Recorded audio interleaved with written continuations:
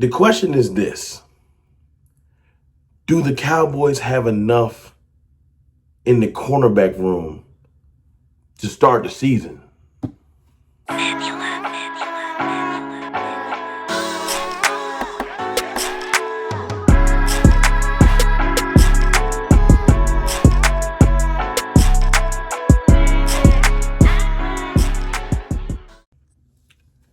What's good, people? It's your boy, Mr. Rome, Cowboys Fan Talk, right back.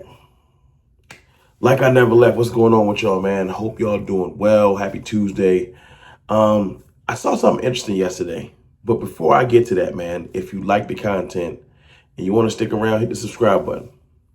If you're coming back like you always do, then you cartel, you already family. Now, let's talk about these corners. Because yesterday I was looking on Brandon Laurie's Twitter page. If you're not familiar with Brandon Laurie, please go get familiar.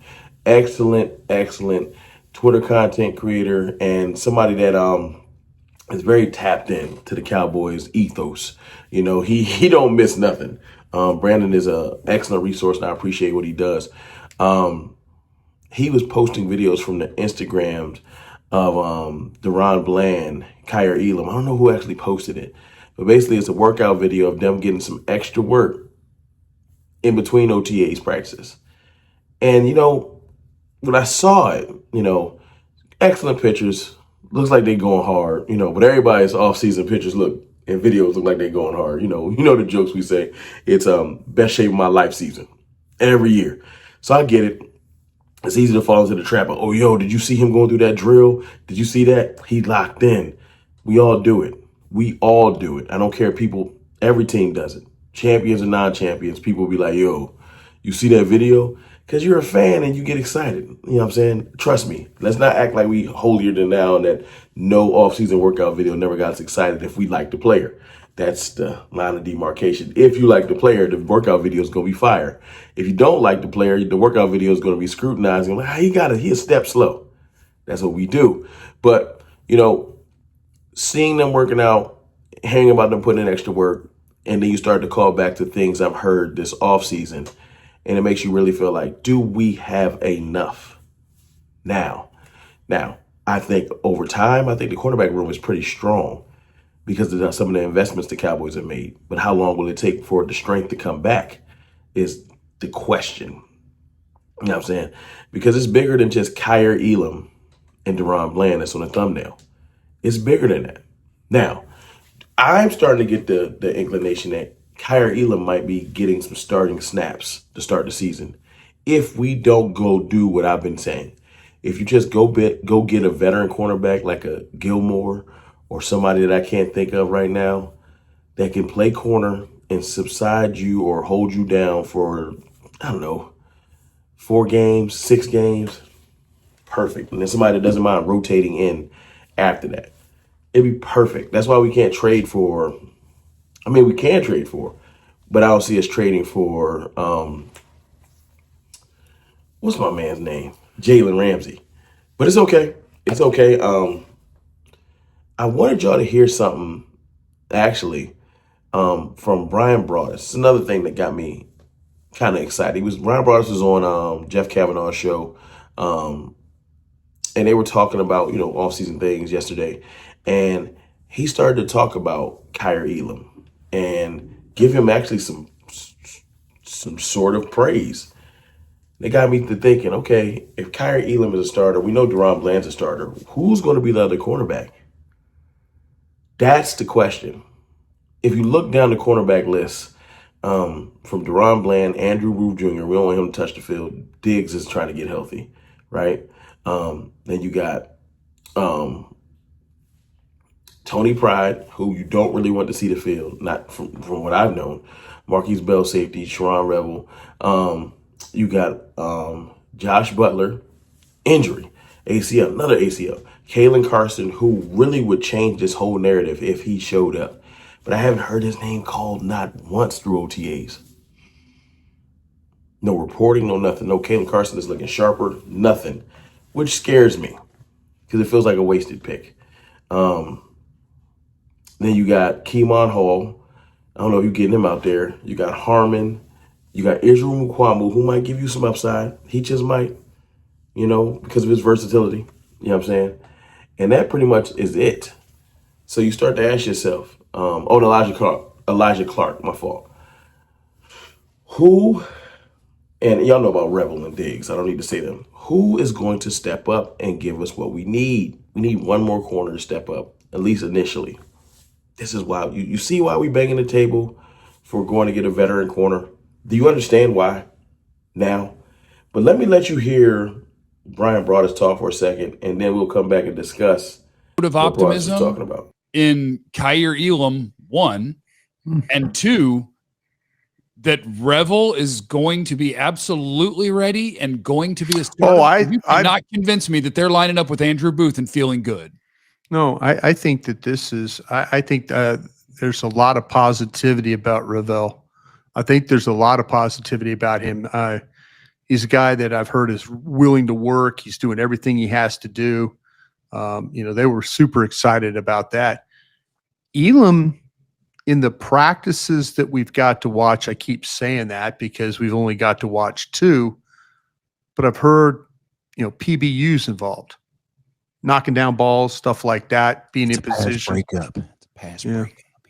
Yeah, PBUs. Or a PD, pass defended. So, yeah, there's the one thing is I think that they're trying to figure out who can play outside. I think they know that Blank can play outside. I think we all know that. Sure. And I think the number one option would be him probably playing in the slot unless somebody shows up. He's an outstanding player. I mean, he probably doesn't want to play a bunch in the slot, but if you got a guy that, Jeff, and you know this as well as anybody, you can carry routes.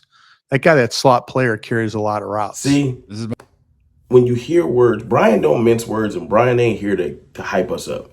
Brian will throw cold water on whatever conversation we have. We're not going to get chubbed. Y'all calm down. We might do this because he talks to people. This is speaking from information he's gotten. He talks to other people in the organization and gets direct information. He doesn't reveal his source because why would you?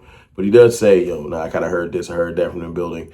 And that's why he's an excellent resource, not only with his football knowledge for the last, 40 years or whatever, but just the fact that he has a direct connection to people in the building. We hear things too. Every once in a while, I got a little baby source. But I don't have nothing to the vein of Brian Broaddus, who can just go to the building in person, walk around and ask questions. So it's a lot different.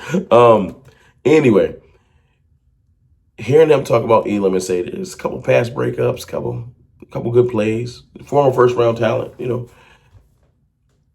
it makes you think, can he do it?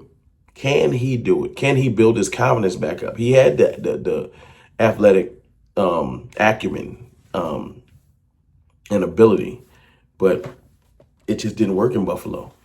They kept calling him, saying he just couldn't get it done. And now this is a place where he can redeem himself. How good can he be? This is an undrafted free agent like we usually do, trying to force him to play against great players. This is a first round talent. So let's just see what he has. So far, so decent, You would have 100% wanted to have him out there above the Booth and Pride and maybe even Butler. All the corners we put out there last year when we was going through all those injuries, I think Kyer Elam would have been at the top of that list. Now it's time for him to execute. Then you flip over to Deron Bland, former All-Pro. That sounds crazy to say. Broke the pick-6 record, excellent player when he was at his peak. But he's come down to earth a little bit. Let's just be real. This is be real season right now. Let's come down to earth a little bit.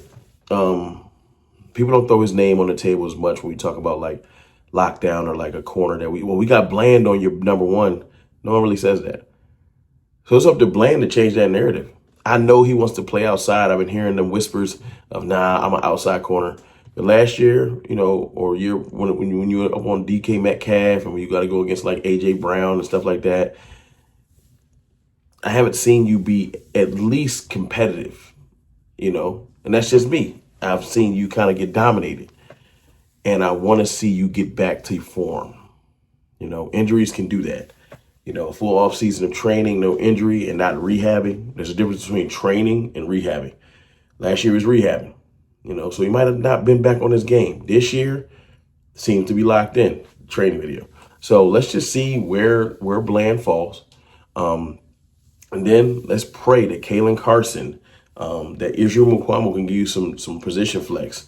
That Wanye Thomas, who's played in the slot a little bit, can maybe do that if we need him to, because we got to have Bland on the outside.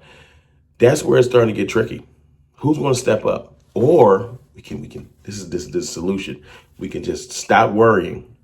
Go get a veteran corner. Right. One more veteran corner around this room out. And you can go with probably if it's Bland. Because right now you got Bland and possibly 2 holes to start the season. Not knowing who's going to start. You get a veteran corner. It's not going to be perfect because we got too many people coming back.